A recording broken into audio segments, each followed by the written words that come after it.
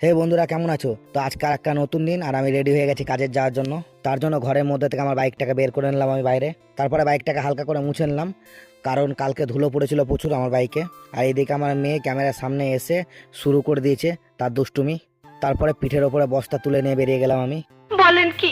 তো আমার মেয়েকে হেলমেট আনতে বলেছি, তো মেয়ে নিজেই হেলমেট পরে চলে এলো আমার কাছে। তো মেয়ের কাছ থেকে হেলমেটটা নেওয়ার পর মেয়েকে আমি টাটা করে দিলাম। তারপরে বাইকে বসে প্রণাম করে হেলমেট পরে আমি বেরিয়ে গেলাম নিজের ডিউটিতে। शाबाश बेटा। তো সেই দিন একটা ট্রাক্টর উল্টানোর পরেও ট্রাক্টরওয়ালাদের লজ্জা নাই, আবারও কত উঁচু করে ট্রাক্টরে মাল নিয়ে চলে এসে দেখো।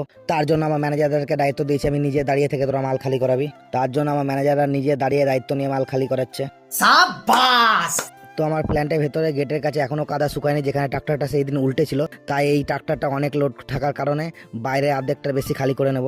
তো সেই দিন একটা ট্রাক্টর উল্টানোর জন্য আজকে দেখতে পাচ্ছ তো সবাই একটা ট্রাক্টর খালি করার ওখানে দাঁড়িয়ে আছে। আর দাঁড়িয়ে থাকার কারণ হচ্ছে উপরে 11,000-এর তার আছে, তার জন্য আরো। তো ফাইনালি এখানে ট্রাক্টরটা অর্ধেকের বেশি খালি হয়ে গেল। हमको सिखा रिया है। তো এর মধ্যে বাপ্পাদা চলে এলো। তো বাপ্পাদা আমাকে নিয়ে মার্কেটের দিকে যাবে বলে অসীম বাইকের সামনে বাহুবলীর মতো দাঁড়িয়ে বাইক ধরে থাকলো। साले को बम से उड़ा दूंगा एक बार हाथ में आ जाए। তো বাইকে চেপে আমরা চলে গেলাম মশলা মুড়ি খেতে জাফরগঞ্জ বাজারে।